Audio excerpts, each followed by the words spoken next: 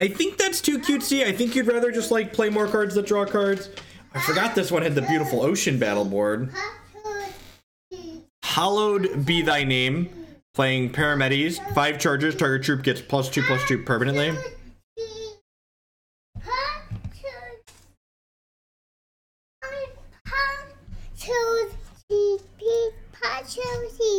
And a little slow on the draw. If our opponent's playing a troop deck, we could get run over.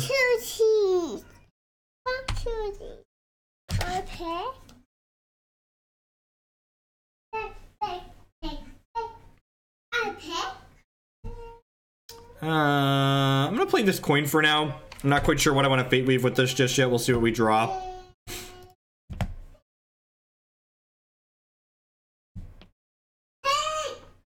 Which one you want? Go ahead and pick. Alright. I got you, fam.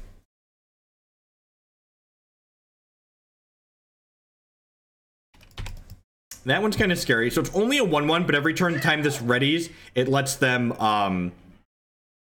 get a resource. So they're gonna generate some card advantage with that pretty quickly. I'm gonna grab a non-resource on top of my deck with this one, since I already have 4 lined up guaranteed. You usually just want to make sure you hit 4 in 4 turns with this deck.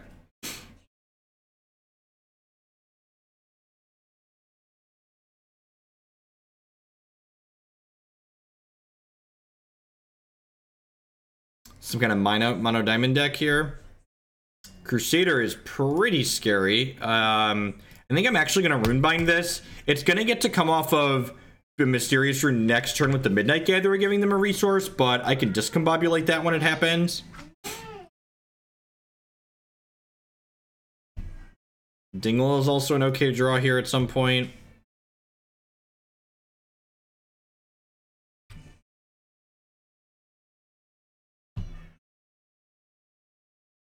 Weird, they transformed this into the Stroke of Midnight instead of...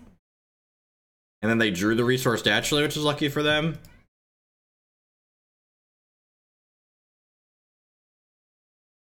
They conceded because I interrupted their thing?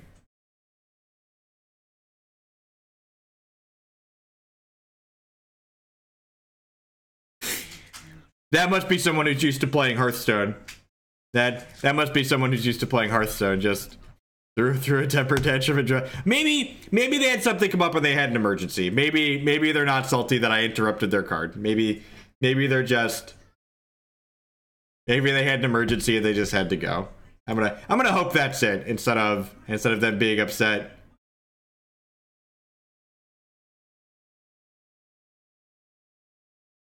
I'm pretty sure that that's working as intended. There's a Hex rule update posted somewhere that says whenever a card transforms card types, it reverts the card. And because cards resolve in the order they're written, it becomes a rune before it would illuminate. Looked like a volcano of salt to me, but who knows, right? It's hard to tell. It's hard to tell.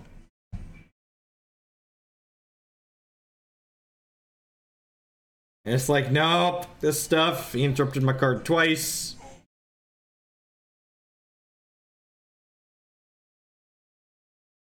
Well, no, Mr. Blay, the runic cards don't illuminate the first time you play them. So, like, when you play it initially, when it becomes a rune, it doesn't illuminate them. So just, that's what I don't think chat understands what, like, the comment that's being asked. This hand's okay. Not stellar, but fine. If they're playing a momentum-based deck, the Scars of War is very good. If they're playing the Ruby Wild ramp deck, this hand might be a little suspect. I think I'm going to go ahead and guarantee a non-resource here, because I can guarantee a 4th resource with this, and these Runic Upheavals probably find me resources 5 and 6. Absolute madman plays Discombobulates. They didn't want such stress in their lives, right?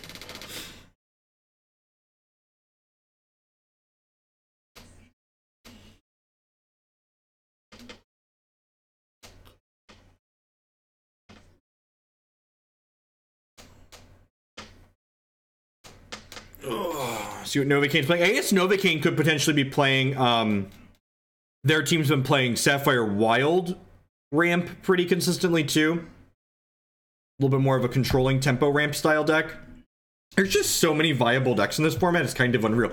Blood, okay. And it's just like, talk about the 3 different possible decks he could be playing, and it's a 4th different deck. You got me.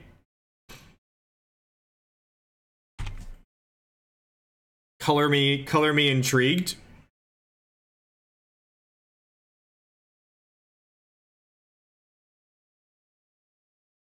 Anything in Hex this January where you just go, ugh, that? No, not really, actually. Not in this current format, at least. I really don't mind playing against Candles. I think Candles is a pretty reasonable aggro deck.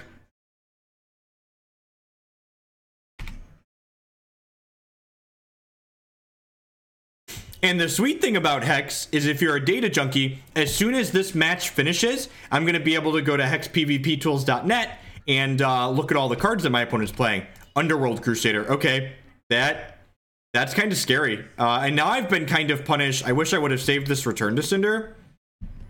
I'm going to Scars of War this just to get some damage on it. Scars of War, in addition to dealing 2 damage to everything, it adds a line of text. This doesn't heal anymore, so I'll be able to fire another damage spell at this later to finish it off. It looks like Blood Wild Crusader. Speedy Crusader is definitely good against us. Hopefully this Runic Upheaval hits something that can deal a couple points of damage to finish this off. Well, that's terrifying. Gonna get run out pretty quickly here. Alright, Runic Riddles is an okay hit. It's going to deal 4 damage when it hits something now.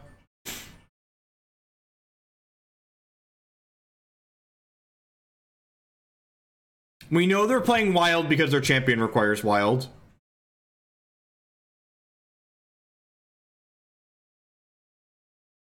If this finds a Return to Cinder, which I have 2 more copies of in my deck, we could be okay here. Alright, so I'm going to play this Runic Riddles in response here, which will deal 4 damage to this Underworld Crusader. Okay, another Scars of War isn't the worst. Means I'm going to get to clean up this Crusader down the line here. They get to play 2 shards out here, which is really bad for us. So now we got to deal with this Exalted Path. Pathfinder plus Crusader is a powerful combination. I'm really curious to see his deck list now, because, like, he's playing Pathfinder and Crusader and Vampire Prince. So, like, what do they have room for in their deck at that point?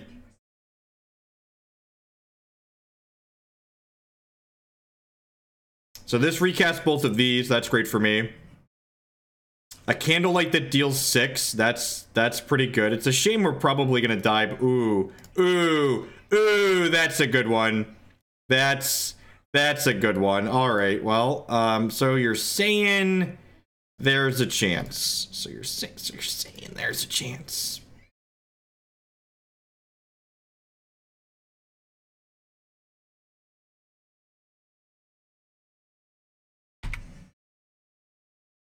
All right, if they don't speed damage us out of this game, so this is going to die on their turn because it loses the momentum bonus, and Scars of War says it doesn't heal.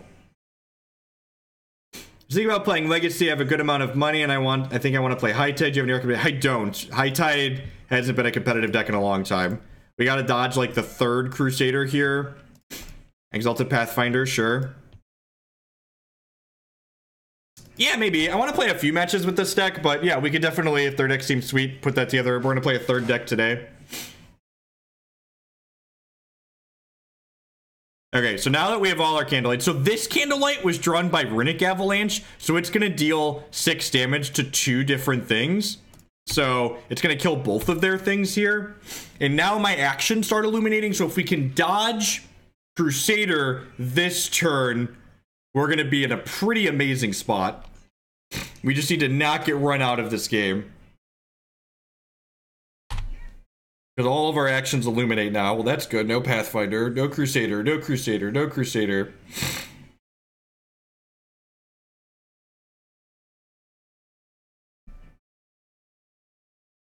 Okay, so here's the question. Do I want a Runic Riddles or do I want a Candlelight again? I think I probably want a Candlelight to keep this Crypt Curse Knight from hitting me. And then all of my stuff starts illuminating 2x. Oh, and this is what we were talking about earlier. This won't illuminate because of how Runic works, which is kind of awkward. So now, before blocks, I'm going to kill this and then illuminate 1, which will make a candle. I would not be surprised if they have a piece of spot removal for this candle. Because, like, they have a bunch of cards in hand and there's probably spot removal in their deck. Okay, they don't. No, the first half won't illuminate, Marty. These don't illuminate at all. Is what we've been talking about. That's what someone was talking about when we first started the stream today. Neither of these will illuminate at all. Which is not a combo with our Candlelight, to say the least. I think I'm actually going to hit my champ power here because I wouldn't mind cycling out like some of these 3. Because I want some more things that can illuminate for cheap. Okay, I think we're getting into stabilization range. No, the first... So, in Hex, when a card changes card types, it reverts itself. So how this works is, it says, okay, resolve this part. Now Runic turn into a rune. And then when it turns into a rune, it reverts itself, losing the illuminate text here. Do I want to just Candlelight this again? Yeah, I think I do. Just get up to 3x on all my things. Be a Gargolith here, we could die, but I think that's fine. These are my candles. My candles are amazing. This has been a wild game. Real close. That's pretty good. He has Bride of the fucking Damned in his deck? How is there room for Bride of the Damned in his deck? How is there room for Bride of the Damned in his deck? Where the fuck did this card come from? How is that? Like, he has Vampire Prince and Exalted Pathfinder. How on God's green earth is there room for Bride of the Damned in his deck? I don't, like, what cards he's only playing 60 cards? There's only 60 cards in the deck. I don't understand what could possibly, what is he possibly not playing? What are they not playing? All right, come at me, bro. All right, so we're gonna kill this. I think we're still ahead here, but I don't understand what cards he's not playing.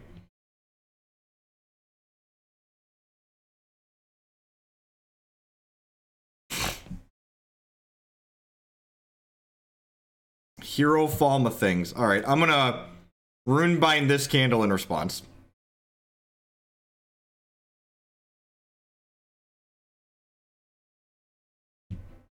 And he has removal in his deck. So, like, what could he possibly not be playing?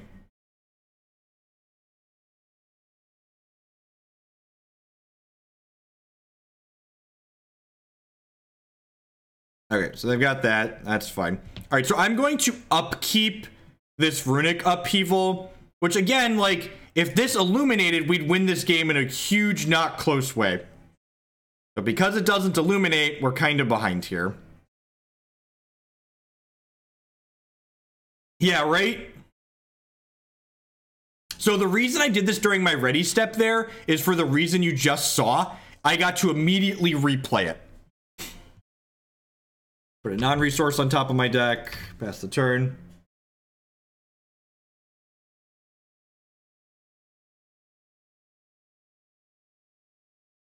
Probably play 16 resources, right? All right, so this I get to verdict, and then they have a shard in their hand. So we should be in the clear here at this point, unless there's somehow a card that drains me health in his deck too. I believe we've stabilized. Sans like double Necropolis coin could be a reasonable thing they're playing. And by reasonable, I mean not reasonable in the slightest, but it could be a card that's in his deck.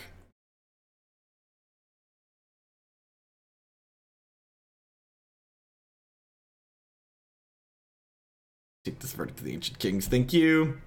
My opponent's seen enough. Whew! Whew!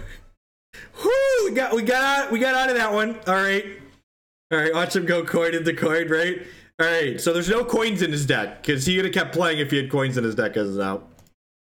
All right. So I'm gonna put this extra return to Cinder into my deck. Means I should win, right? Maybe.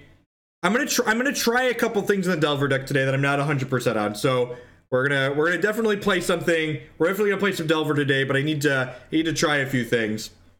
I want to try a Jace in the board mostly. All right, Confounding Ire seems great against the Blood Wild deck, right? Let's get that in here. Verdict doesn't seem great. I don't even know. Like, I don't know what's going on at this point. So I know, like, drawing a bunch of Candlelights was great that game, but 4 is probably too many for this matchup. All right, let's do this. Let's do this.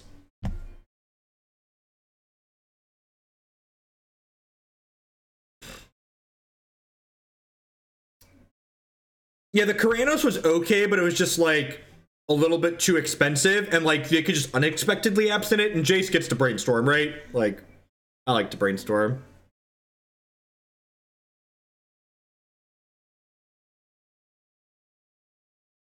I'm gonna keep this hand. This hopefully finds us a Sapphire, and even if we brick on it for a turn or two, we've got Cinder and Sabretooth to buy us time.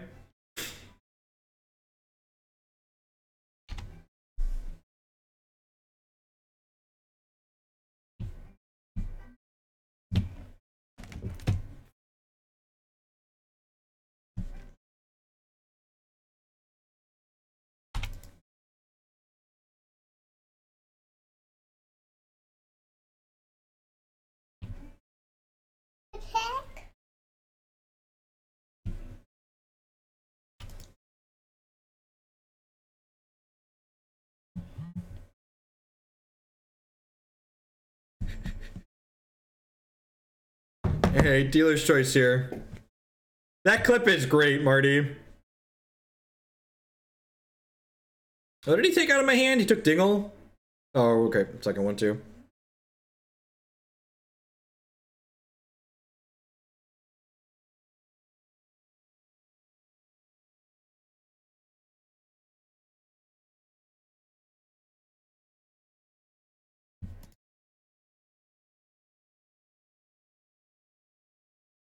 See what we lose here. Let's go a couple different ways.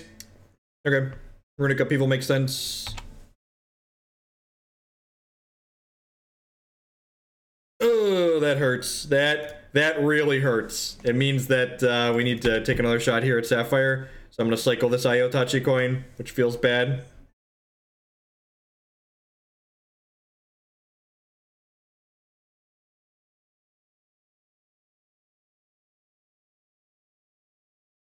God bless us, everyone.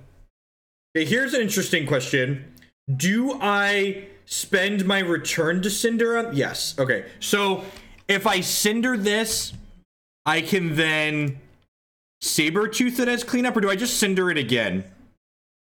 I think I'm just going to Cinder it again, actually, because this leaves me a better answer to Bride of the Damned. And Cinder Void, so I spent 2 cards on that, but they didn't get to draw 2 cards, so it's like a 2-for-1 instead of a 3-for-1. I mean, I'm aware of who Novocaine is.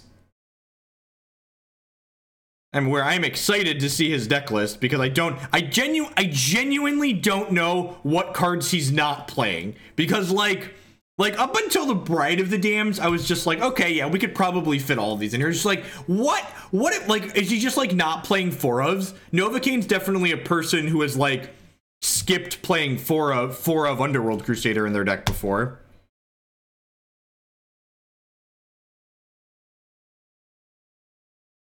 Shard's a great draw here. I'm gonna take a non-resource at this point, actually, I think. I think there's a good Horrors of War deck. Maybe? I'm unsure.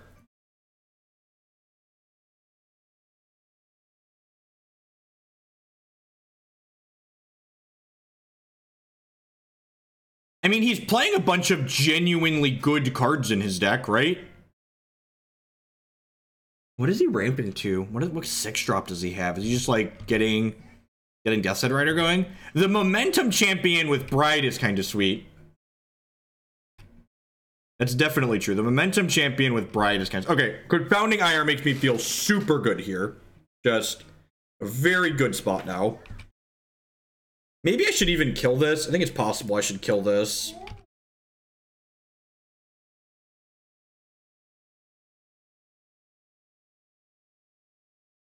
Yeah, there probably aren't Palm of Granites in the opponent's deck. I think that's true. I think they're just playing Lady Avalanche's ramp. Do I have any double Sapphire cards in my deck right now? I don't think I do. Dingle is great. I'm just gonna go ahead and shoot this with the cat now, I think.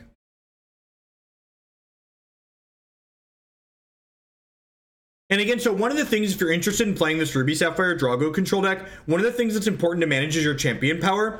So my champion power is active right now, right? Like I have 6 charges, but the important thing to remember is I don't currently have any cards in my hand that I don't really want, except for like this resource. So like when you have a bunch of good cards in your hand, don't willy-nilly slam your champion power. You want to use your champion power when you're looking for something specific. And I'm going to hold this resource here because at some point I might want to have an extra dead card in my hand to discard to my champion power.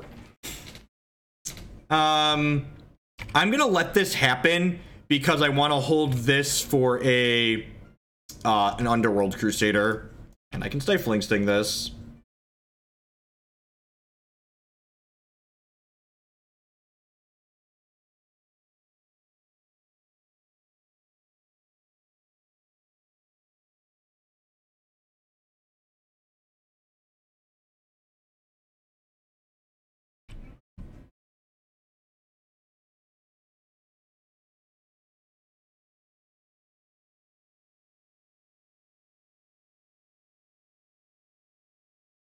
Okay, now I'm gonna play this out because if we draw another non-slow shard, I can play the cat.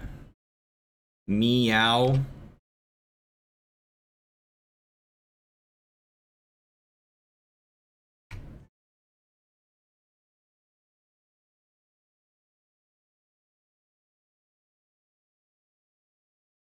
Nah, I'm gonna cycle this case we hit nice.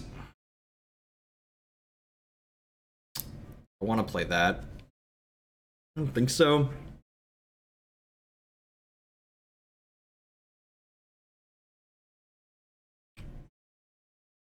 I guess if I played this, I could have Sting and Ire up here. Can't really think of a reason I need both of those, though.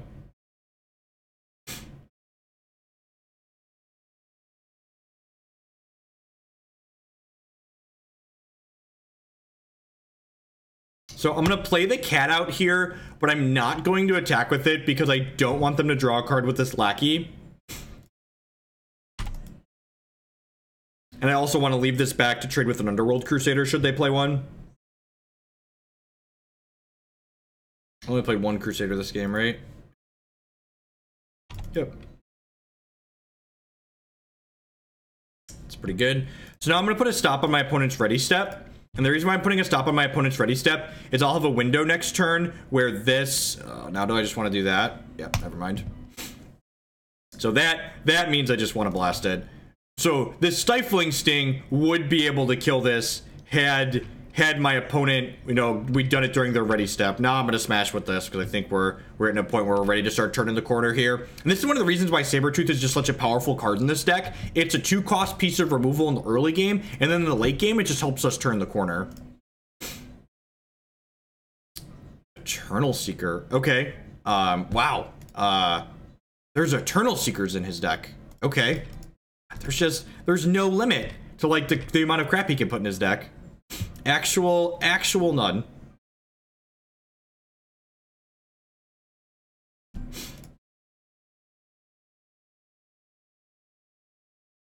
Well, that's really unfortunate. That's exceedingly unfortunate.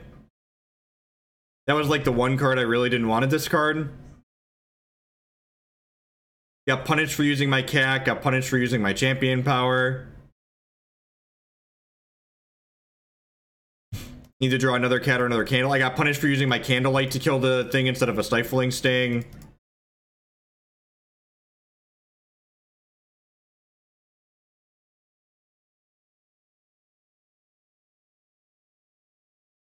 Oh, this got drawn by the Runic Upheaval, so it's going to deal 1 to something when we play it. Sure, you have a Bride of the Damned.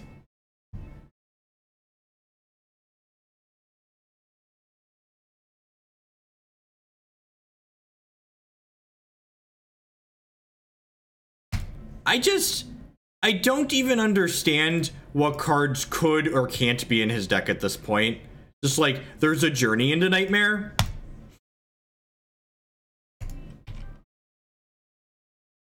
He just not have any. He must not have any removal in his deck anymore, right?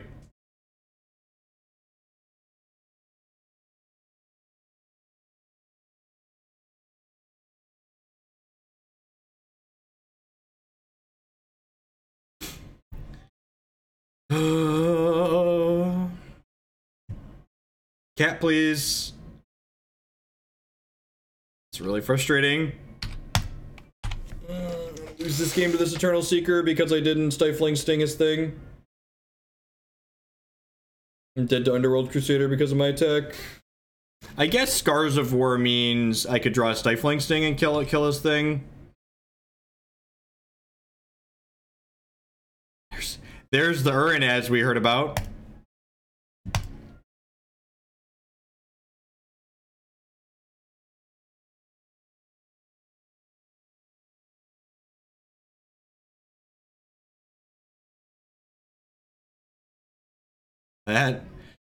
That doesn't do it.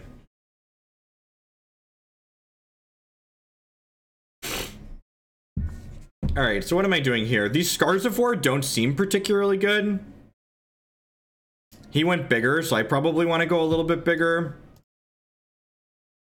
Especially on the play. I'm gonna bring these drones in. They want Verdict? Probably not. Runebind's probably a little loose. Let's do this. Can I analyze the deck once I have it? They definitely want it more than I do. We got a little bit unlucky with our champ power there. We'd had a little bit more play there if I hadn't hit the 1 in 5 to discard my best card, but I only had 1 good card in my hand. But like, we needed answers at that point, so I think it was a fine use of my champion power. Yeah, I think Cinder's is fine.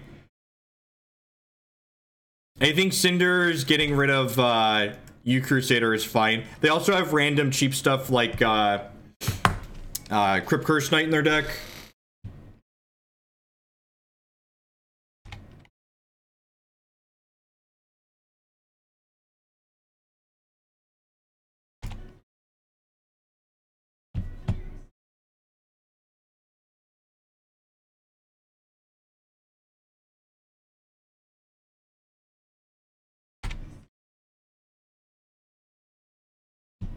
Okay, I'm gonna get to Avalanche next turn. That's nice.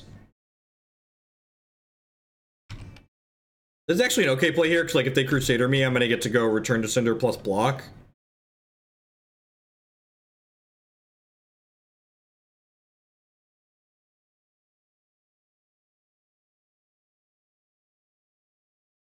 That's really unfortunate. Just the absolute best draw on their deck there. Oh, I guess they could have been sandbagging it. Maybe just didn't have anything else to do with their resources.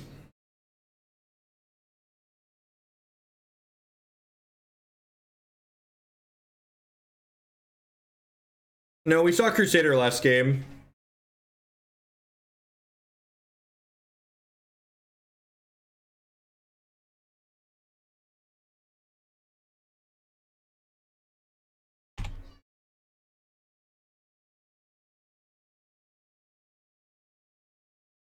Yeah, if we wanted to be more competitive against Blood Wild Sewer, we definitely would want more Confounding Ires in our board.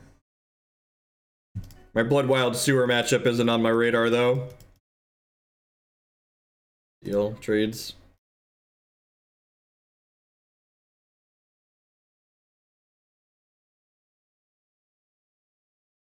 Alright, that's really good for us. It's deck full of 7 drops and missing a shard.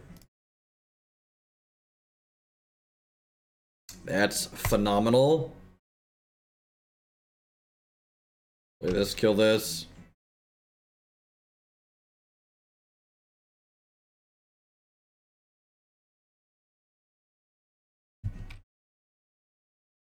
Let's recast my Runic Upheaval. Let's recast my Runic Riddles. Hey, diddle diddle, the cat and the riddle, the cow jumped over the moon. I'm gonna put a non-resource atop my deck here.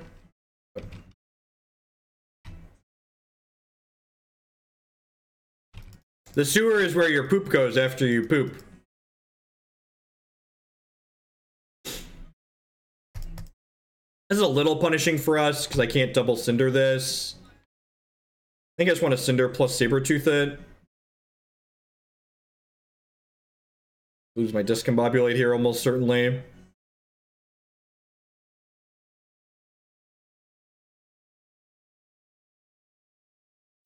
Because the Runic Upheaval text says when you play this, trigger it. It says when you put this on the chain, this gets triggered. It's not, that doesn't resolve in the order. Yeah, it's on play, not on resolution, which is the important difference. So I'm just gonna pass the turn here. I'm gonna take another hit from this and end step Candlelight them so that way the Cinder can start making a thing.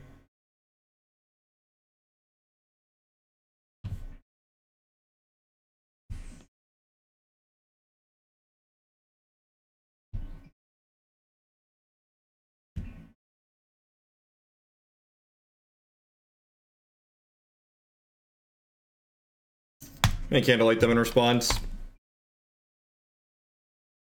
Just get that on all my stuff. Dealer's choice, take what you want. I think you're at 13, you're gonna take 2 if this Underworld Crusaders draws cards, you're down to 11. Can probably power through at that point.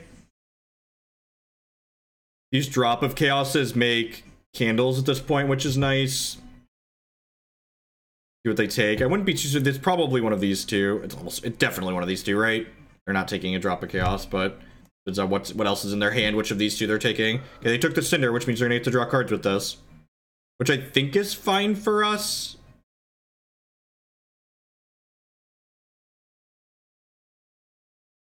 Okay, they hit a Shard. 3 cards left. You just skip his combat by mistake.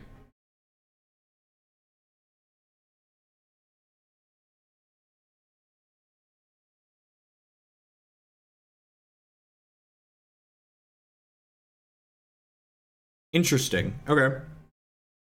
Did I want to play a cat there? Maybe I wanted to play a cat there.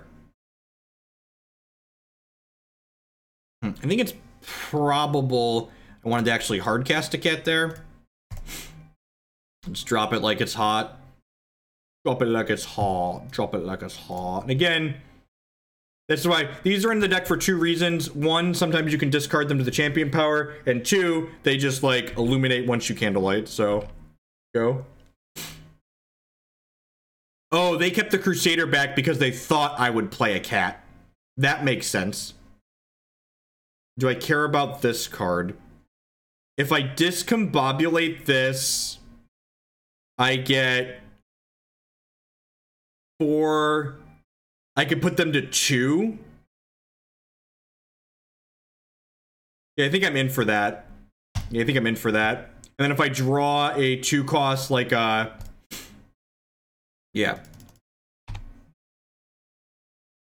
Yeah, okay.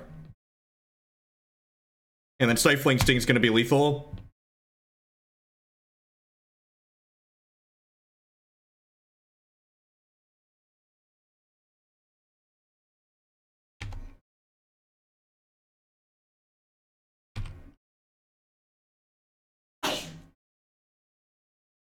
So they have to beat the board, and then they have to hope we don't have ways to just burn them out with reach. You're dead! You're dead, Greed Machine! Dead you. Rawr. I love Stifling Sting. Make my candles bigger. Alright, let's look at... I'm excited. This is the most exciting part of the match. Let's go see... Let's go see what, less than a minute ago. Alright, here's Novocaine's pile of greed. Holy Holy God, he has 4 Underworld Crusaders in his deck. I'm impressed. I'm not gonna lie. I did not peg him for playing 4 Underworld Crusaders in his deck. I can actually pull it up on screen here. So this is his pile of greed. 2 Bride of the Damned, because why not? No Pomegranate. No Pomegranate makes sense. No Pomegranate makes sense. This is like the casual $215. Nice pay to win deck. My deck's only 110. Got him. Got him. There's 4 Vamprints too. Alright. Seems interesting. Definitely seems interesting. Alright, let's play another one with the Ruby Sapphire deck.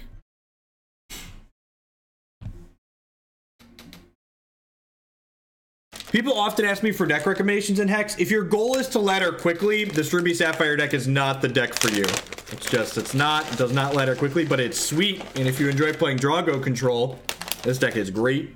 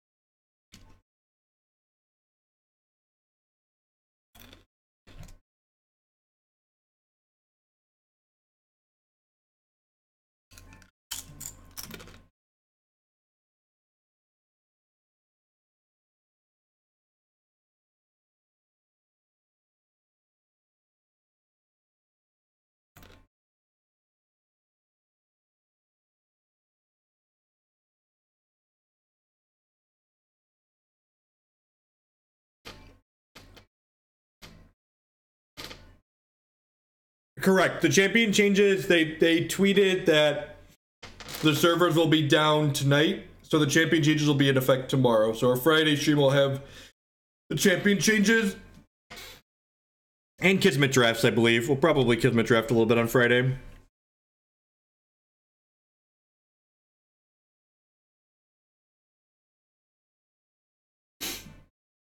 Roar of the Worm was great. I played a lot of that card.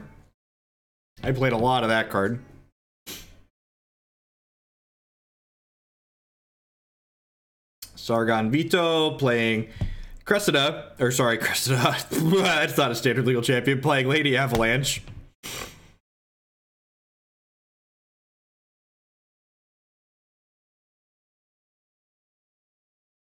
No, not yet, JW. It's probably between Candles, Ramper, Sockets. Again, you don't want to try and metagame the CCS if your goal is to win. People just play a lot of random garbage because a lot of them aren't constructed players, so you just want something proactive that you know is good.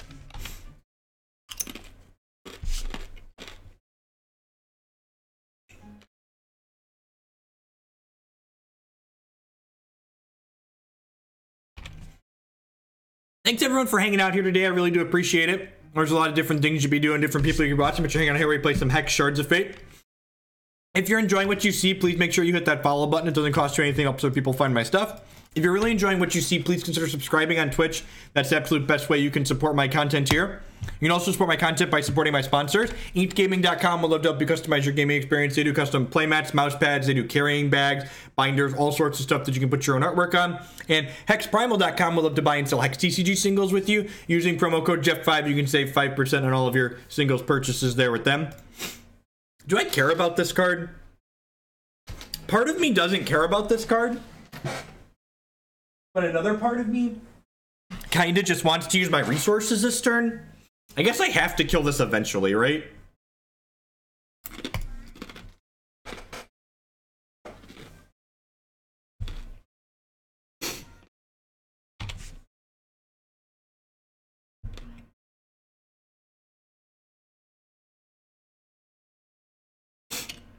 When you're discombobulate, make sure your resource, God bless.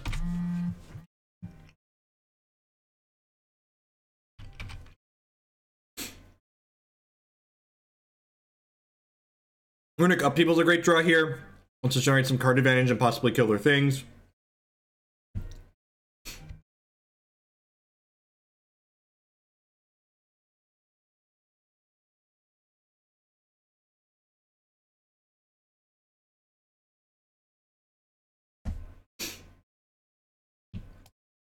Yep. Pathfinder. If they champ power this, I'm going to Stifling Sting it in response.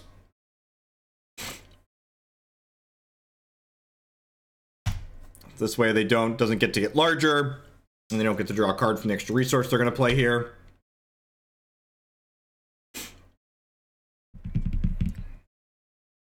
Good clean answer there.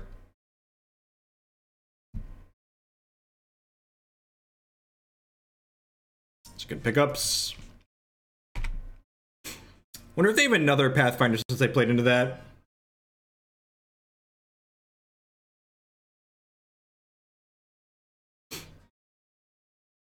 Yeah, Leprechaun Artist is fine, I think. I have a turn cycle to kill this. I really just want to play a card that draws cards this turn. Like, they played a threat that's not particularly impressive, and I'm going to go ahead and play this Runic Upheaval now. They're generating some real card advantage.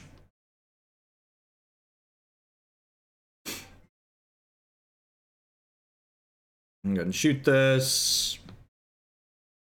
I'm going to put a guaranteed resource on top of my deck here, so that way I can replay this next turn. I guess I'm going to be pretty sad if my opponent plays an Eternal Seeker next turn and gets rid of my rune.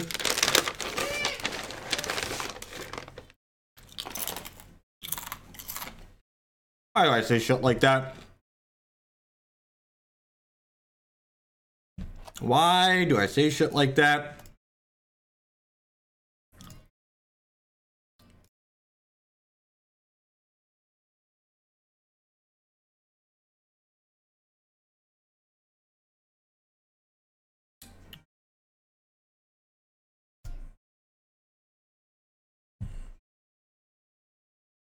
Bunch of bad cards.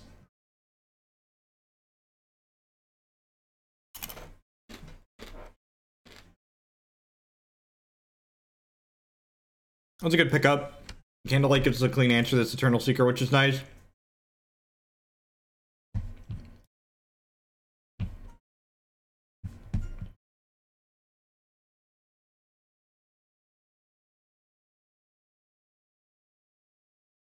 He did lose to my medium minus pile of Drago cards, to be fair. Or if we're being completely fair. I like this line from the opponent. Just being aggressive with their Eternal Seekers. That being said, second Candlelight here is delish. Who is, when we put this deck together this morning, someone was talking about not wanting 4 Candlelights in it. Let me tell you about the best card I always want to draw once I have 6 resources. It's called Candlelight. Oh no, I let them trigger Assault. Whoops. Blast you. 14. Third Seeker here might hurt.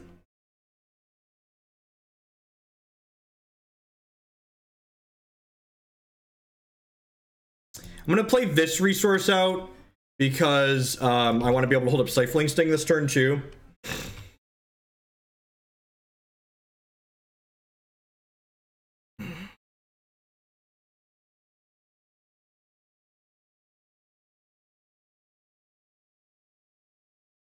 Yeah, like, we have 1 Psychic Ascension in our reserves, and honestly, if I could play 5 Candlelights, we'd probably just play a 5th Candlelight. It's just so much better in this deck.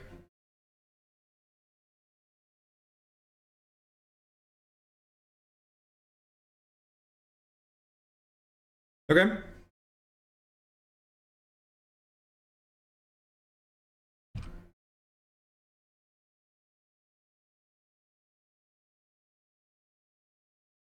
Jump blockers, kill your Leprechaun.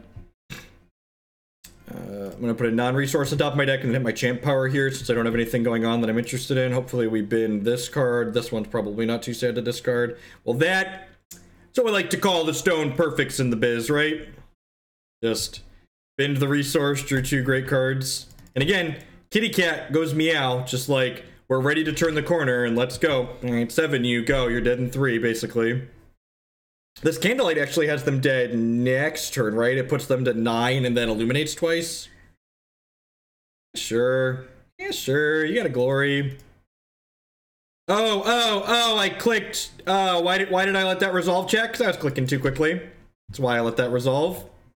It's a feature. It's a feature. Well, now we're going to actually have to work for her. Oh, we were so busy talking about how great our draw was that I clicked through the Decree of Banishing.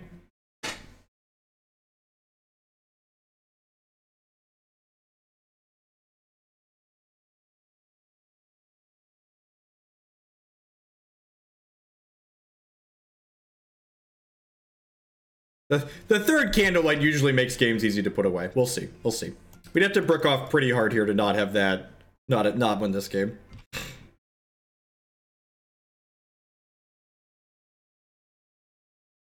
Runebind is decent.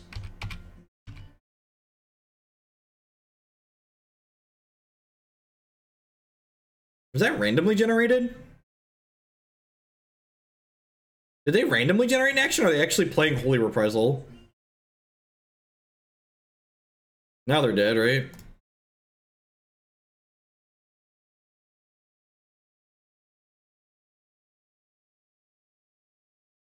And now this game is over, right? Like any card they draw, we Runebind and then have 2 lethal candles. Oh, Discombobulate. That's where it's from. I was like, I don't understand. I don't understand. Where did this card come from? Discombobulate, right? Discombobulate made us a real card. That's why I forgot about it. All right, Verdict's not very good here. Return to Cinder is fine. Scars of War fine. Their deck's kind of middling, right? And Confounding Ire is fine. They have Goldfather and Neo in their deck.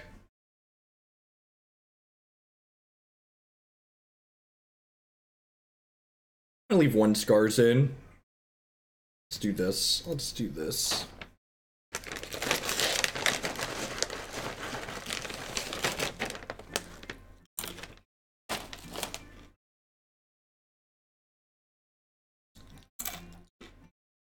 Yeah, we played some matches with it. Check the YouTube.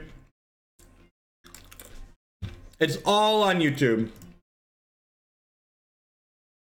Everything exists on the YouTube.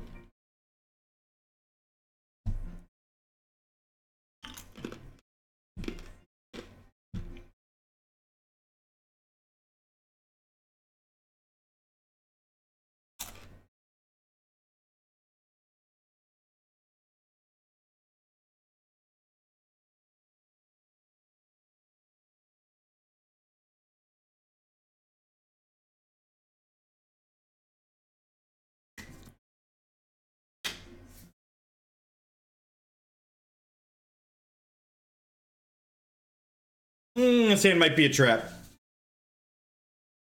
Is this hand a trap? Alright.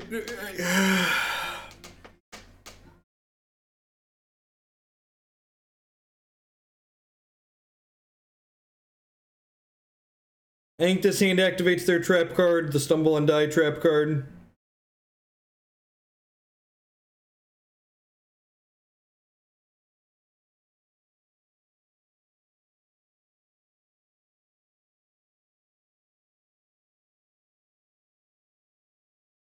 I usually don't like to keep... I don't think you should keep 7s in this deck that can't guarantee 3 resources. I think that's basically like your line, right? You want 3 in the opener or an ice plus 2 others, basically. This hand is slightly better. We hit our 3rd resource, which is great, but the fact that this hand has Confounding Ire in it means that I can counter a turn 3 Goldfather. It's really soft to... Both these hands were soft to Leprechaun Artist.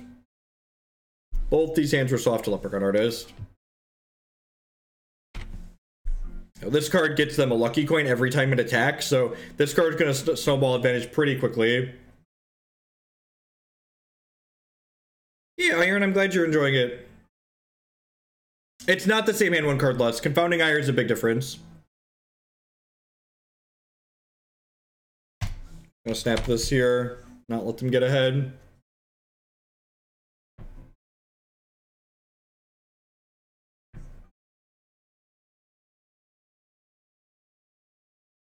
That's actually a pretty good draw.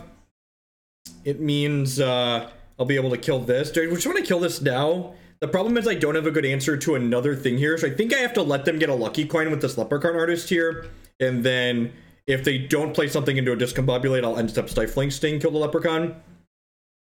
I guess they could potentially champ power this Leprechaun, though. All right. Am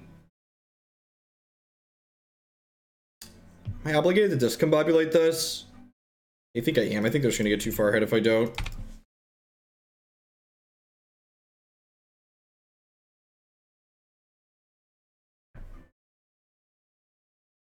They champ power, they get to hit us for... Oh, Jesus. If they have a Goldfather this turn, I'm just, like, super dead.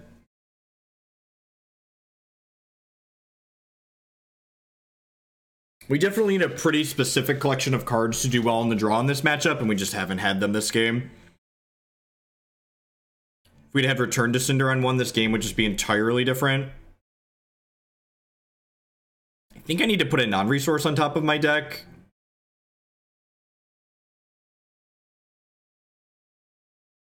Because I need a way to interact with this profitably.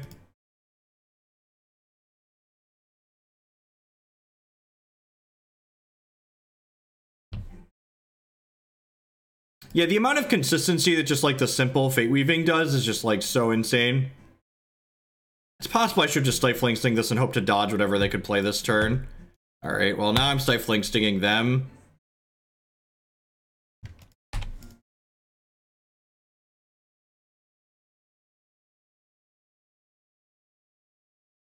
Yeah.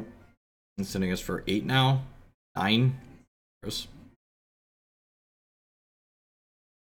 I need a Return to Cinder right now. God bless us, everyone. Okay, this is the tempo boost we needed. We needed a way to we needed a turn to be able to kill this Leprechaun artist while also holding up a Discombobulate for an additional threat. It is exactly what we needed.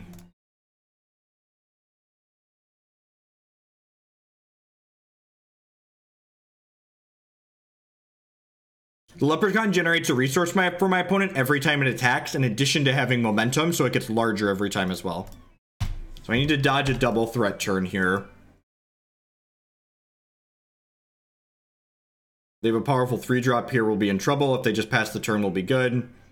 Arachi Notion, don't care about that. Just plays a resource off the top of their deck. Okay. Okay, Return to Cinder's decent as well. Gives us a way to clean up if they have another Leprechaun. We have Discombobulate for their next threat. No, it actually generates you a resource. So it creates a resource that you get to play out. Leprechaun Artist. And that I actually just get to not care about because I have this Return to Cinder in my hand, which is just excellent for us. It has natural momentum.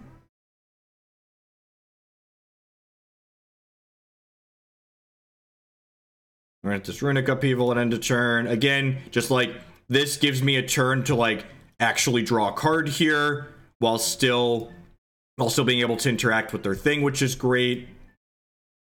I'm gonna go ahead and return this to Cinder now. Hold up Discombobulate here, so they don't play anything too scary. Another resource would be great. Tranquil Seed Heart. Yep, that one's gotta go. This one turns into a card that draws them a card every turn. Seeker, action equipped to a mysterious rune. I don't know, those are very good. Now we could be in a little bit of trouble. Strike and that from a Discombobulate. Okay. So we need to hit a resource so this could do something this turn, hopefully, or draw another Sabretooth. Candlelight. Candlelight might have text eventually. I'm gonna go ahead and Sabretooth that. Kill it with the cat. Just gonna play this out as a chump blocker for their 4/4 here. Now a resource is gonna be totally insane because it'll enable Candlelight as well.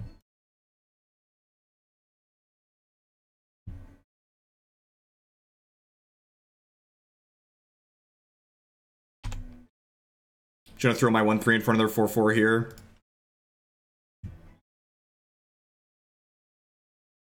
I'm playing a Ruby Sapphire Drago control deck. It's not really a meta deck. I enjoy playing it though. Scars of War is pretty decent. Do I want to put... Oh, you know what? I'm going to Candlelight something and then we'll Runeseeker the Candlelight. That sounds great. Yeah, Candlelight into Runeseeker. That's exactly what we're going to do.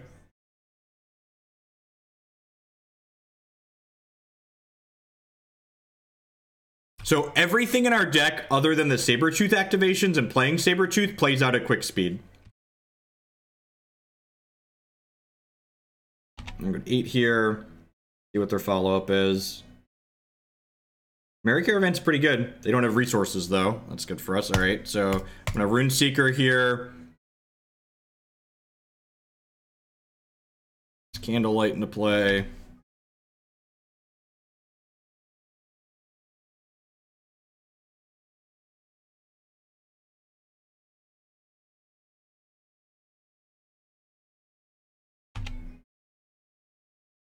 Our 4/5 blocks their 4/4 profitably.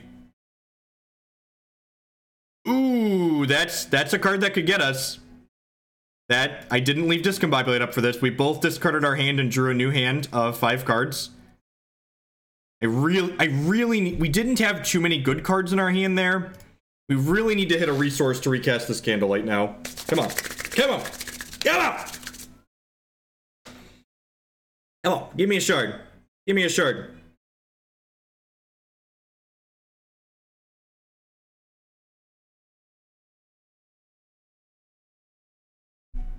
That's really scary.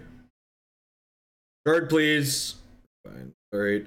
So Runic Missile can kill this.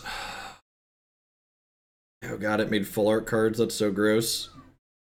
Ashwood Minstrel. I think I'm gonna have to Runebind this Storko here.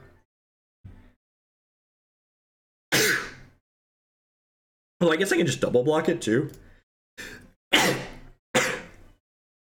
Maybe I'm supposed to play the Rust Bucket out and not hold up Dingle this turn. I don't know, holding up Dingle feels important.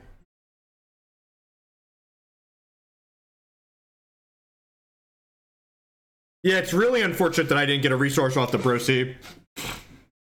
That would have been insane for us. Runic Justice, sure. Have a Daybreak.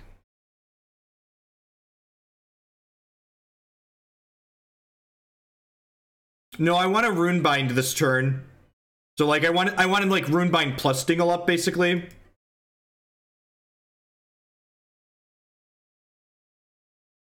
Alright, this attack is good for us. So now I get to go Rune Seeker, eat your Brosi, Ashwood Minstrel, trump your 2/4.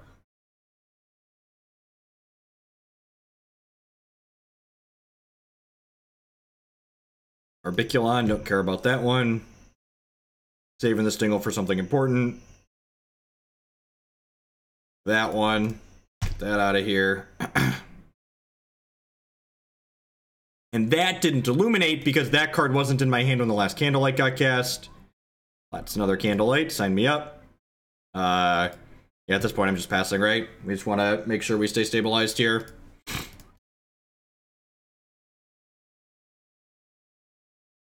We really...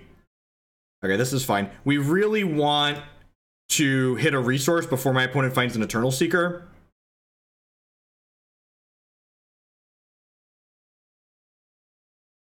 They hit a resource. They get another 2-drop off of Merry Caravan here. Momentum, sure.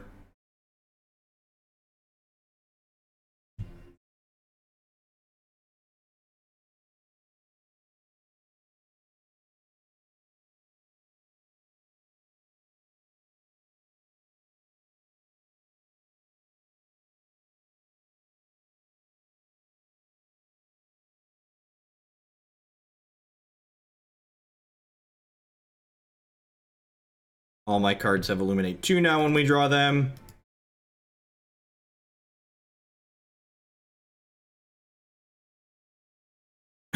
Wow, that's pretty good. This is gonna get rid of everything except for these 2, 3. Yep. Shard, ding. I would like to kill this one because it has Crush, and then this one can go there. So the actual mechanic Illuminate, what it does is it says you make a candle or you make all your candles larger. The card Candlelight, though, gives your other cards Illuminate, is what Candlelight does. Do I want to hold this to discard or do I want to play it out? I think I want to play this out.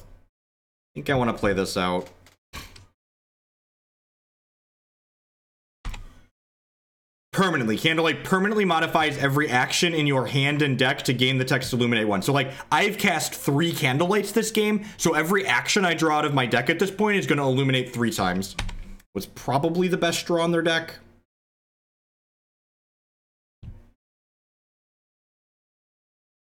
Probably the best draw on their deck. Trade these two. These two still hold this at bay. Do we really want to draw a Sabretooth at this point?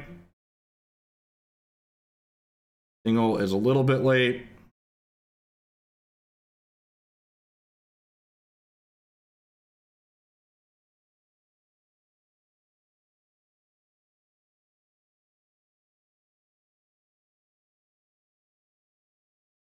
Oh, waiting on a Sabretooth.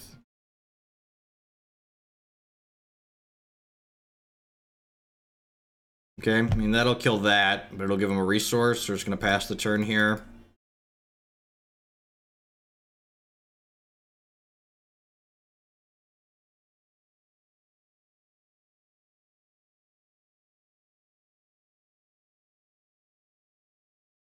Please attack me, please attack me, please attack me, please attack me, please attack me.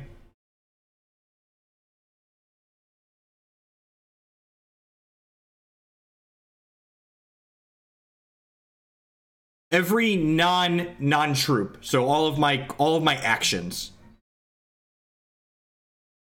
That is, so this is the perfect hit here, and the reason why it's perfect is because activating this ability doesn't count as playing a card, so I get to kill my opponent's Shamrock Goldfather there, and they don't get a resource off of it, so they're not going to get to trigger their Merry Caravan.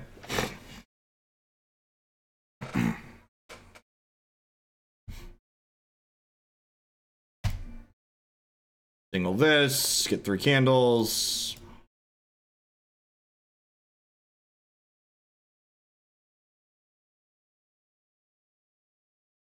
Let's see what we draw. It might be time to turn the corner. If we hit another card that illuminates, we're just gonna go nuts. That kinda counts. I'm just gonna go ahead and kill this and make a bunch of 4/4s here and start smashing them. This illuminates 3 times. Yeah, that's true. So 3 instances of Illuminate 1 are technically better than 1 instance of Illuminate 3, because Illuminate 3 says make 3 new candles or make all your existing candles +3/+3. 3 instances of Illuminate 1 means I could make 2 candles and then make them 2/2s, which you wouldn't be able to do that with 1 instance of Illuminate 3. Please give me a card I can Confounding Ire. Oh, that was from the cards we discombobulated earlier.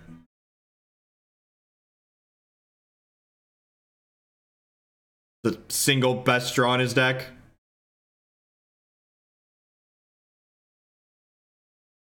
Need another cat ASAP. Need another cat ASAP.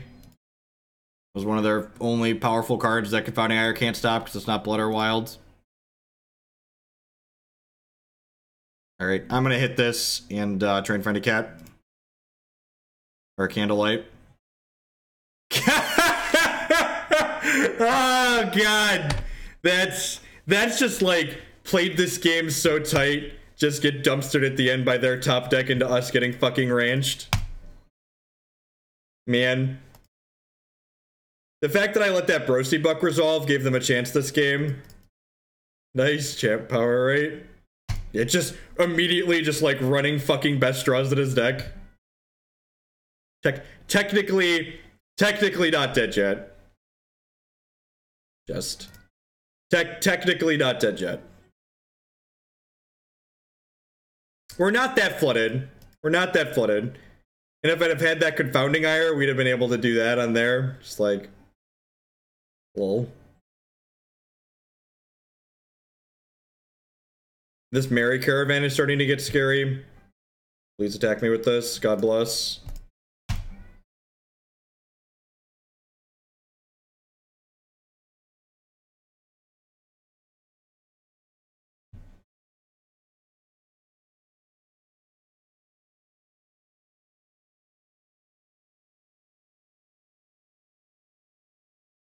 They could champ power.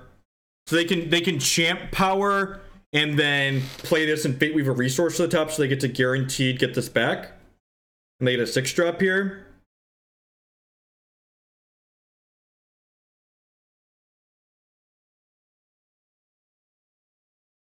That card could be worse.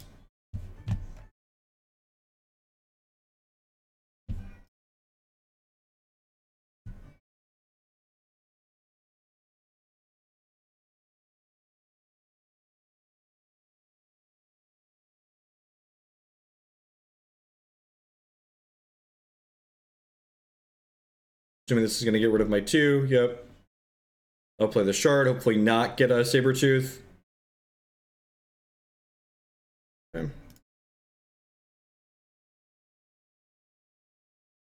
Yeah, we're live. This illuminates 3.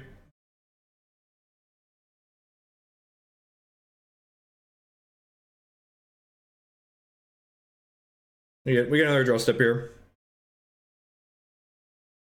And even like Stifling Sting lets us live another turn because this is going to keep the damage on it from this hero fall. Or from the Scars of War. So like, we have a few live draws here. So we're going to draw a Shard and die. That's probably the best card in our deck at this point. Probably the best card in our deck. Kill that. This is going to die on their ready step because it's going to lose the momentum bonus.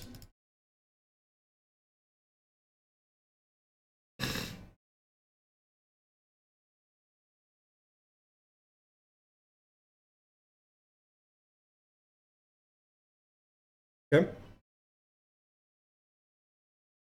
I mean, like, we had some exceptionally bad beats this game to be in the spot that we're in. Like, if we'd have kept that Confounding Ire, if we'd have won that 2/3 coin flip, we'd have like had more candles and like have interrupted a thing that like gave them like 3 resources, which let them like plow through this Merry Caravan too. Yeah, we need another life top deck here. Let's do get a Blaze Elemental and a 3-cost troop back. I'm probably dead now. All right, I mean, that means we're technically not dead, right? I'm pretty sure this means we're technically not dead. They got the best 3-cost troop in their discard pile back. Why wouldn't they? Why wouldn't they get the best 3-cost troop in their discard pile back? How many bad ones did they have that they could hit? 1, 2, 3, 4, 5. There were 5 bad hits there. Really annoying.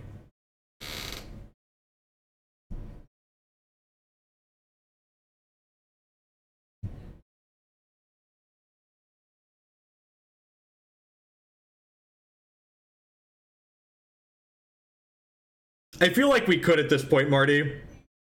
I'm not dead yet! Alright, now we're probably dead. That's got crush. That's got crush. Alright, finally dead.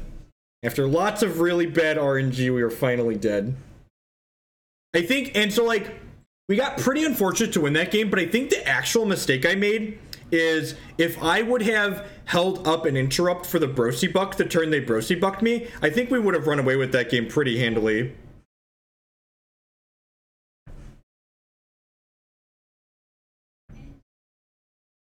So the verdict mechanic chooses a positive and a negative effect that will be relevant based on the context of the current game state. Scene just isn't good enough.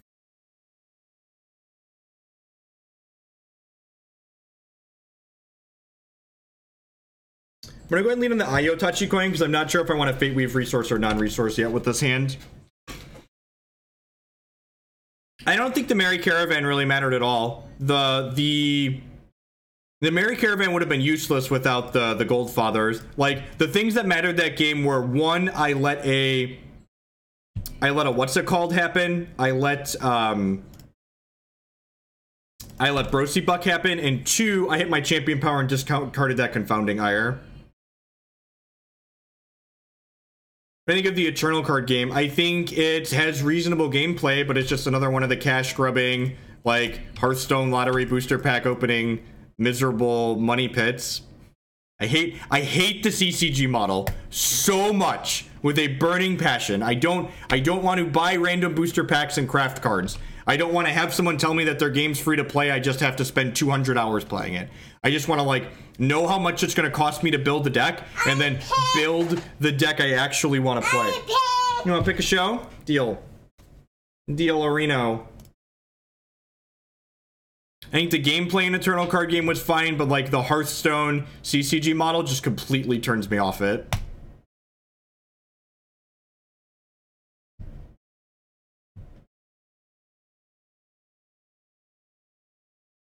Yeah, I'm pretty sure Arena is going to be a CCG. They actually haven't announced all of the details, but I'd be pretty surprised if it wasn't a CCG.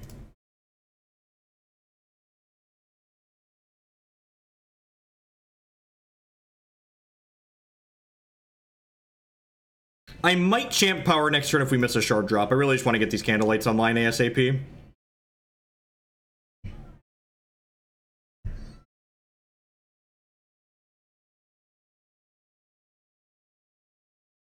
Rotting Chop Knight is one of your best answers to Dark Heart, because when it comes into play, it kills the first Dark Heart, and then when they play the second Dark Heart, you get to sacrifice it and kill that one too. That's fantastic.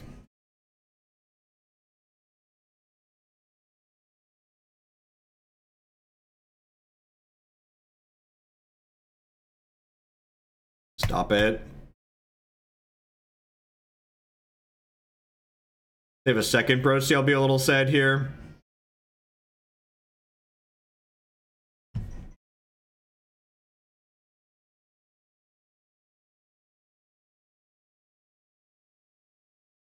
Although I guess if they have a second Brocy, like... Oh, they don't have another resource. It's good for us. A peep show and a peep show. A peep show and watch peep show. You want to watch a paint show?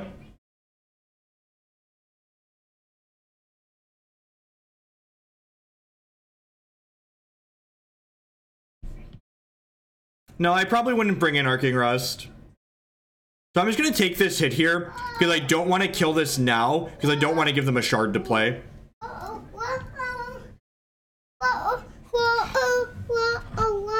You want to watch a paint show?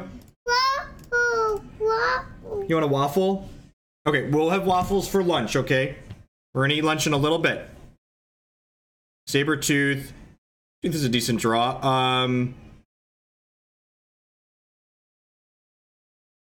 I could just, like, Tooth Cinder here. Yeah, I kind of like that, actually. Just, like, get these cards out of my hand.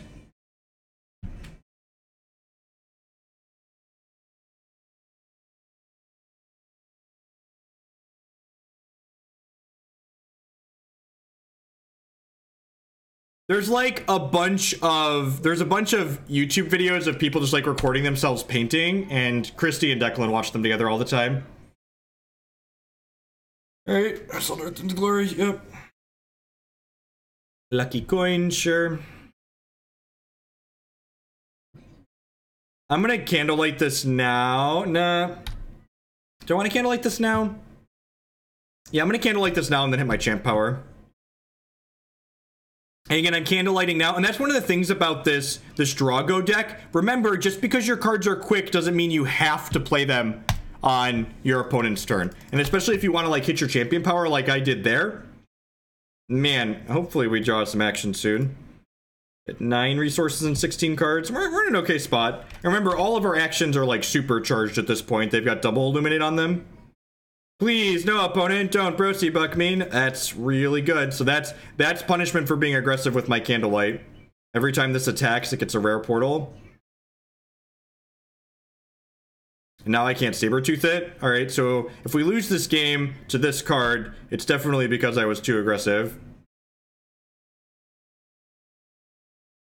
Runebind's good. That'll buy us some time on this. It'll take the momentum off it as well, so Sabretooth becomes a live draw.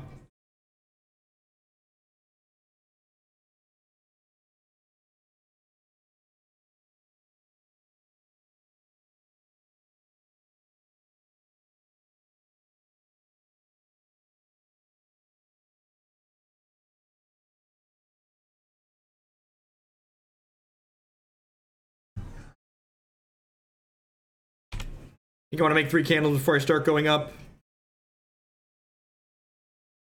Alright.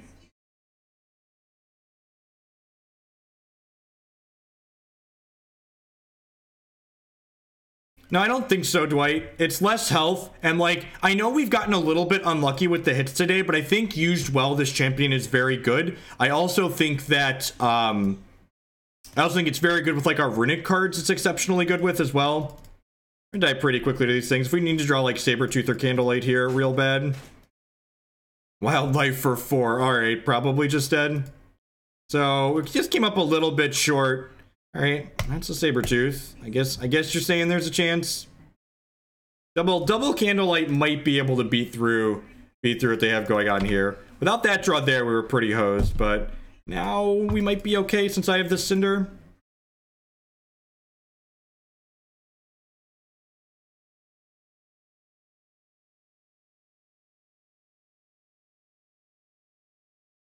It's a control deck. I just haven't renamed it. It's not a burn deck. Did you poop?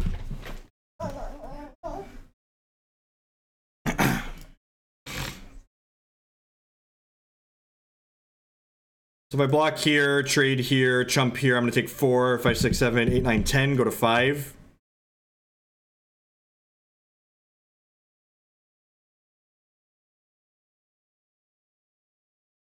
I think Bounty of the Magus is worse than our cards that generate...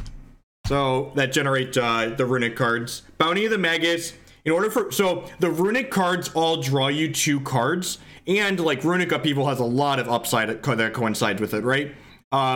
Runic, whatever it's called, or Bounty of the Magus, draws 1 card the first time, 2 cards second time. So, you have to see 3 Bounty of the Magus before you really start seeing an advantage from it. So, I don't think that that's worthwhile.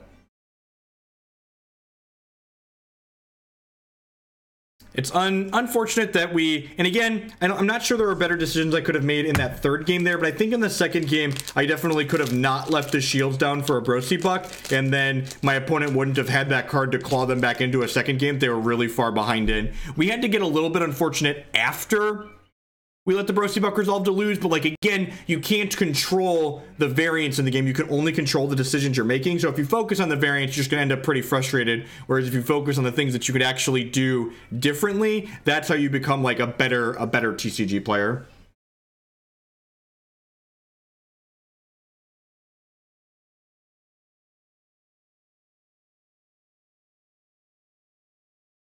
Yeah, Sorgan, I punted the second game letting you get Brosi Buck out. The third game I just kind of got run over. The wildlife was too much. I don't really have time to dive into another deck. Yeah, okay, let's just play one more match with this one. I was gonna play a third deck today, but we only have time to play like one more match. Let's just play with the control deck one more time.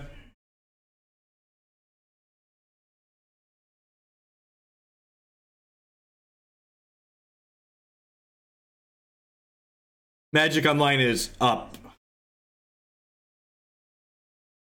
Adani's the deck. Runic champion. Again, this champion's going to be a little bit worse. I'm on the draw. I'm going to keep this on the draw. I think this hand's pretty decent. Not having a third resource is scary, but the hand is good otherwise.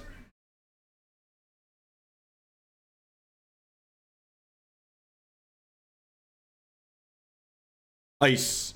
That's...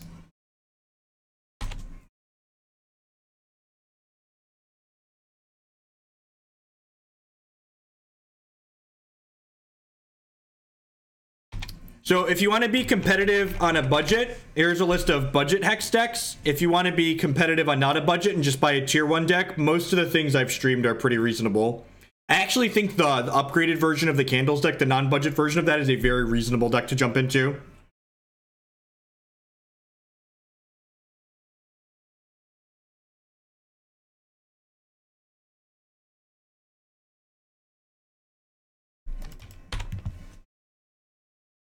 So if we hit shards 3 and 4, this hand's going to be great. If we brick on our third shard and our third turn, we're going to be in a lot of trouble.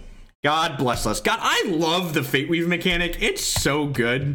So that ice guarantees we're going to draw a 4th resource. So now this Dan's going to get to curve out and hopefully play a good interactive game. Give me advice for approaching the ramp mirrors.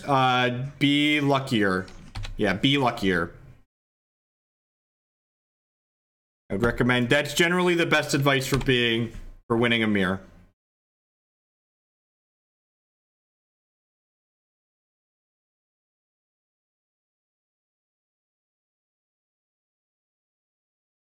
That's actually kind of budget candles still, right? That doesn't have a bunch of scions in it. It's different. I don't know if I like that version of candles.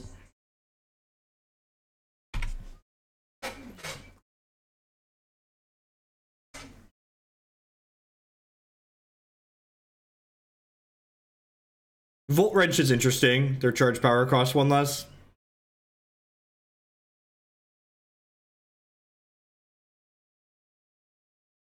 Discombobulate the crap out of that one. This lets them choose the outcome of the verdicts, which is not good for us.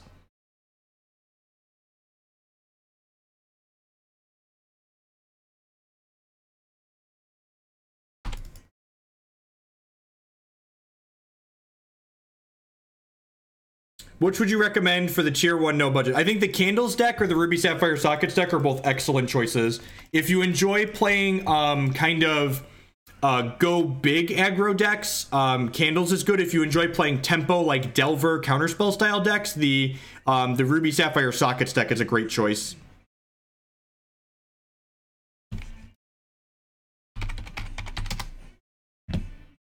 It's fine.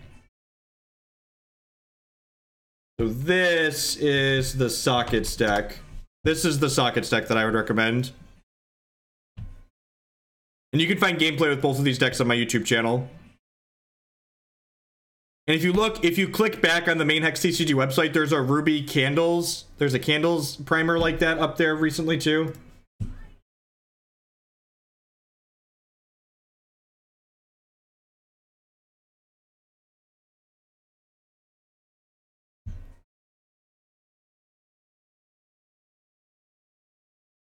I'm gonna play this Runic Upheaval. No, I don't want to play this in response because I don't want to give them the option to sacrifice a constant.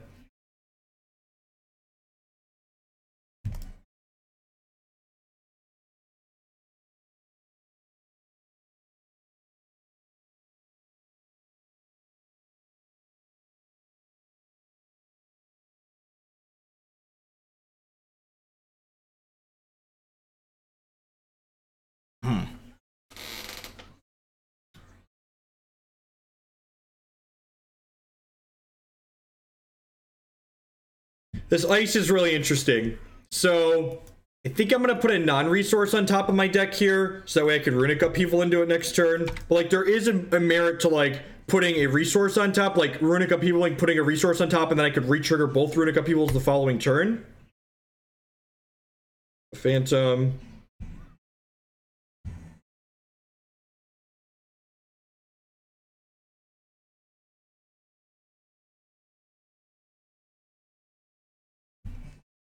Yeah, I agree. I think both the balance changes they have coming are fine, and I don't think they're going to change the format that much.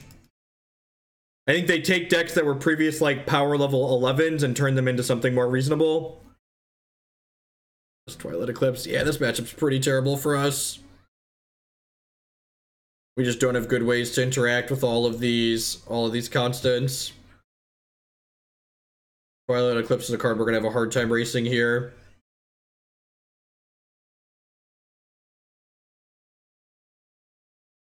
Discombobulate's one card late for us.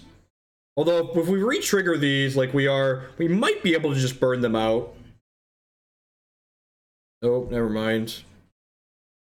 Two shards, yep. JK, LOL.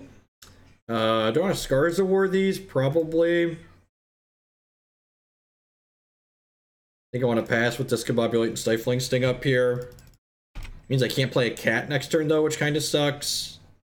Taking 3 a turn from this Twilight Eclipse, but more importantly, they're gaining 5 a turn, which is just impossible to race.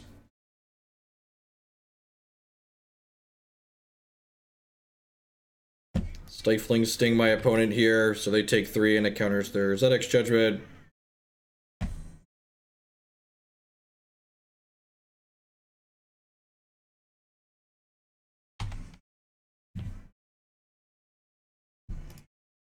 It's really unfortunate. Yeah, I'm just gonna concede.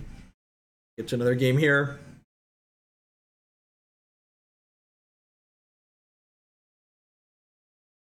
You have a bunch of drones and an Eternal Seeker. Scars of War probably aren't very good. Dingle probably isn't very good. Verdict seems fine. Runic Riddles seems fine. I'm gonna trim a Runebind to bring in this extra Cinder. They seem like they had some of the more aggressive troops too, so I want some spot removal on the bottom end. I'm gonna cut a Sabretooth actually. I guess Sabretooth can kill them. I'll leave 3 Cinders and 4 Tooths. Do that.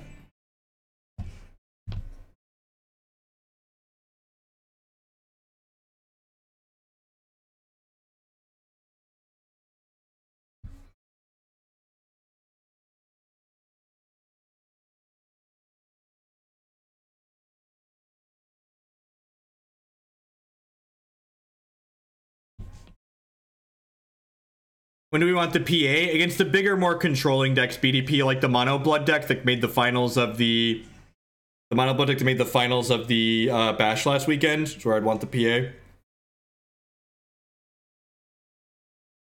If my opponent's Verdict deck didn't have troops in it, the cheap Verdict troops, I probably would board in the PA against the more controlling Verdict deck, but it looks like my opponent's got some aggressive elements to there, so I don't think the PA is worthwhile.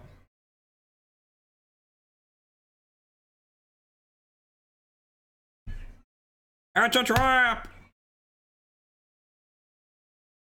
Sounds like okay. It's not exciting, but it's fine.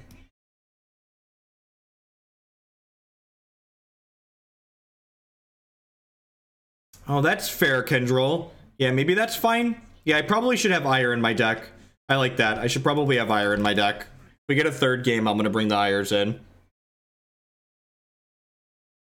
Maybe over Stifling Sting. Stifling Sting doesn't do a ton here. Yeah, I think I'm going to go choo-choo on Ires and Stifling Stings if we get a third game. Verdict. Do I need to hold this up this turn for any reason? I don't think so. I think I'm just going to guarantee a 5th resource here. Watch him like Withering Gaze me or Demented Whispers. I'll be really sad. Like, nice not holding up Verdict, idiot. God bless us, everyone. Ice. I'm gonna tag a non-resource here, which might be a touch greedy, but like, I'm gonna get to see some extra cards off this Runic Upheaval next turn anyway, so I think that's fine. Have a Phantom.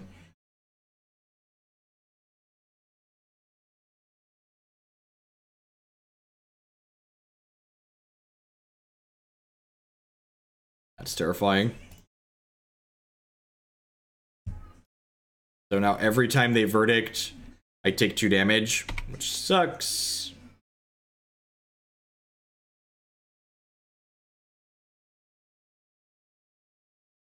Okay, Stifling Sting gets to clean that up nicely. I'm just gonna go ahead and pass the turn here. Hopefully they don't give us something we need to counter and I can just Runic Upheaval. And then the following turn we can Sting the Umbral Guard plus counter something ideally.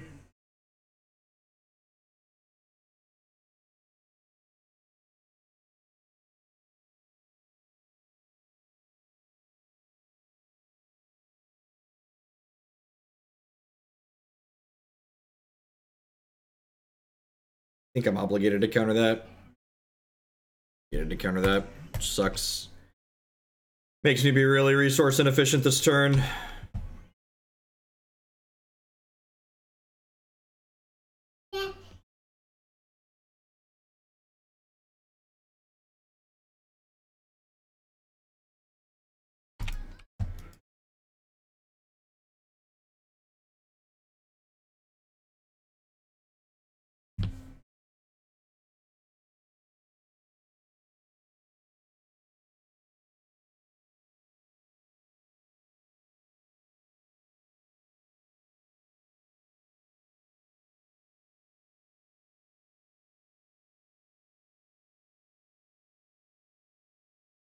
Yep.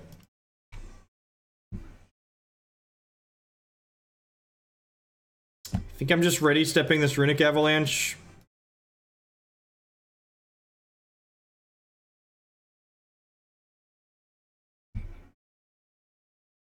And again, this is the reason, because I can redraw right away like this. I'm playing this and just passing the turn here.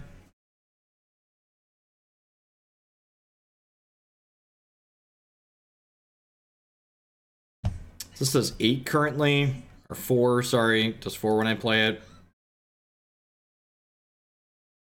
Could you imagine if this Stifling Sting had been have been all right. I'm done. We're done. All right. I'm going to go ahead and call it a day, folks. I will be back later this afternoon with some Magic the Gathering, and I'll be back tomorrow post-Magic with some Hex, potentially, and we'll be doing all Hex all morning on Friday morning, kicking off about 8:15, 8:20 Central Standard Time. Catch all y'all around, folks, and peace.